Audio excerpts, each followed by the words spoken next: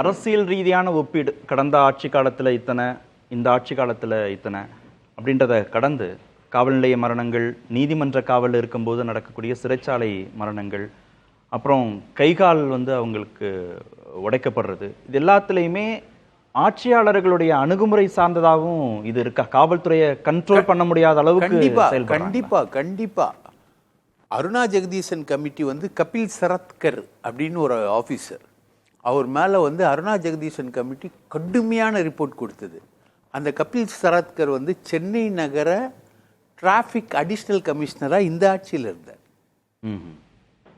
இப்போ ஜெயராம் பிரச்சனையாகிடுச்சு இல்லையா? இந்த ஜெயராமுக்கு பதிலாக தினகரன் ஒரு ஆஃபீஸரை போட்டிருக்காங்க. தினகரன் யாருன்னா குட்கா கேஸில் குற்றம் சாட்டப்பட்டவர், குட்கா ஊழல் வழக்கில் குற்றம் சாட்டப்பட்டவர் தான் தினகரன். அவரை இப்போ இந்த ஜெயராம் ஏடிஜிபி மாட்டினார் இல்லையா, இந்த பூவை ஜெகன்மூர்த்தி கேஸில் சிறுவன் கடத்தல், அவருக்கு பதிலாக தினகரனை போட்டிருக்காங்க. அப்போது ஐபிஎஸ் எது பண்ணாலும் தப்பு இல்லை, ரைட்டுங்களா? அது எந்த ஆட்சியாக இருந்தாலும் சரி, ஐபிஎஸ் எந்த தப்பு வேணால் பண்ணலாம் ஒரு லெவலுக்கு மேலே. இப்போது இந்த எஸ்பி கூட இவர் ரொம்ப நல்லவர், சிவகங்கை எஸ்பி மாற்றப்பட்டவர், ரொம்ப நல்லவர். அவருக்கு இந்த இன்சிடென்ட்டே தெரியாதுன்றார். ஒரு எஸ்பியோட அவரோட பர்சனல் ஃப்ரெண்ட்ஸ் கிட்ட பேசும்போது அவர் சொல்கிறாரு, எனக்கு இந்த இன்சிடென்ட்டே தெரியாதுங்க. ஒரு எஸ்பியோட நாலேஜ் இல்லாமல் ஒரு டிஎஸ்பி முழுக்க ஒரு தனி பட்டாலியன் படையை எடுத்துகிட்டு போயிட்டு அன்யூனிஃபார்மில் 2 நாளாக தொடர்ந்து அடித்து ஒரு மனுஷனை சாவடித்து கொண்டு போடுறாங்க, ரைட்டுங்களா? இது எல்லாமே அதாவது இது எல்லாமே ஒரு நல்லதுக்கு தான். இப்போ இந்த விவாதம் உட்பட எல்லாமே போகிறது 24, 44ன்றது இதெல்லாமே சரிங்க சார். இது எல்லாமே ஒரு நாகரீகமான ஒரு மேம்படுத்தலுக்கான ஒரு விவாதம். இந்த விவாதம் என்பது நல்லது. சாத்தாங்குளத்தையும் இதையும் கம்பேர் பண்ணுறது, சாத்தாங்குளத்தை நம்ம சபிச்சு தான் இந்த ஆட்சியை கொண்டு வந்தோம். இந்த ஆட்சியில் இந்த விஷயம் நடக்கும்போது நமக்கு எல்லாருக்குமே பகீராவது. முதலமைச்சரே சொல்றாரு, இதை எந்த விதத்திலும் நியாயப்படுத்த முடியாது, யாராலும் நியாயப்படுத்த முடியாதுன்ற வார்த்தையை சேர்த்து சொல்ல, யாராலும் எந்த விதத்திலும் நியாயப்படுத்த முடியாதுன்னு ஒரு முதல்வரே சொல்றாரு. ஸோ அந்த அளவுக்கான சம்பவங்கள் இதில் நடந்திருக்கு. ஸோ சிபிஐ விசாரணை, இந்த போலீஸ் விசாரணை நடைமுறை இருக்கு இல்லைங்களா, இந்த டார்ச்சர். எம்ஜிஆர் காலத்தில் 4000 நக்சலைட்டுகளை கொண்டாங்க, கேள்வி முறை இல்லை. ஜெயலலிதா ஆட்சி காலத்தில் வீரப்பனை தேடி ஏகப்பட்ட மலைவாழ் பெண்கள் வாச்சாத்தி உட்பட எல்லாம் கற்பழிக்கப்பட்டாங்க. அங்கேயும் எம்ஜிஆர் ஆட்சி காலத்திலையும் பண்ணது தேவாரம், ஜெயலலிதா ஆட்சி காலத்திலையும் பண்ணது தேவாரம், யாரும் கேள்வி இல்லை. சதாசிவம் கமிஷன் ஒரு ரெக்கமெண்டேஷன் போட்டிருக்கு. நேற்று கூட பாப்பா மோகன் சொன்னார், சதாசிவம் கமிஷனை கண்டிக்கவே இல்லை.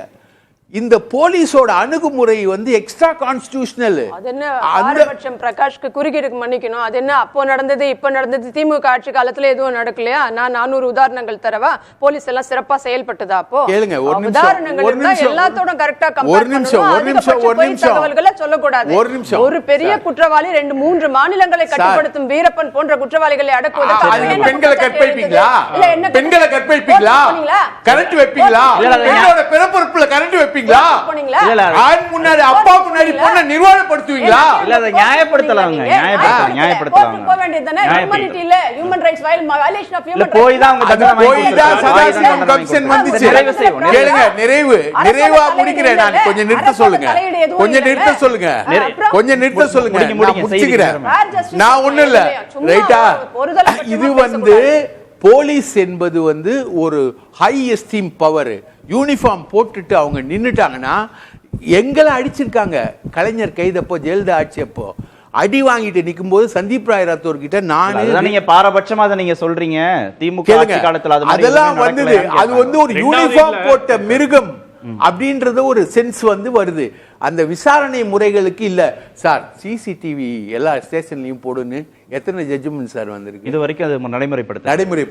அதாவது சுருக்கமா என்னன்னா, உங்களுக்கு இந்த கஸ்டோடியல் வயலன்ஸ் அப்படின்றது நார்மலைஸ் பண்ணப்படுகிறது.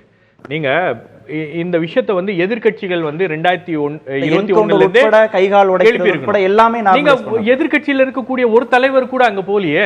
நீங்க அந்த லோக்கல் எம்எல்ஏ செந்தில்நாதனை தவிர ஆர்பி உதயகுமாரோ விஜய் பாஸ்கரோ மற்றவர்களோ செல்லூர் ராஜுவோ மாநாடுகளுக்கு போய் உட்கார முடியுது, ஆனா இந்த குடும்பத்தை போய் பார்க்க முடியல. இது ஒரு மிகப்பெரிய பிரச்சனை. எதிர்கட்சிகள் மௌனமா காப்பது இது ஒரு பெரிய பிரச்சனை. திமுக கூட்டணி கட்சிகள் பேசாம இருக்கிறது இன்னொரு பிரச்சனை.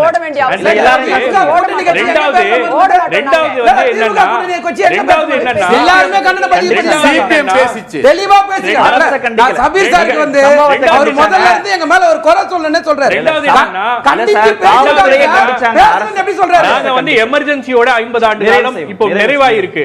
இந்த 50 ஆண்டு காலத்துல எமர்ஜென்சில பாதிக்கப்பட்டவர் திரு மு க ஸ்டாலின் அவர்கள். அவருக்கு தெரியும் போலீஸ் புரூட்டாலிட்டினா என்ன, சிட்டி பாபு ஏன் இறந்தார் அப்படின்றது தெரியும், சிட்டி பாபு இறந்தது எதனால அப்படின்றது தெரியும்.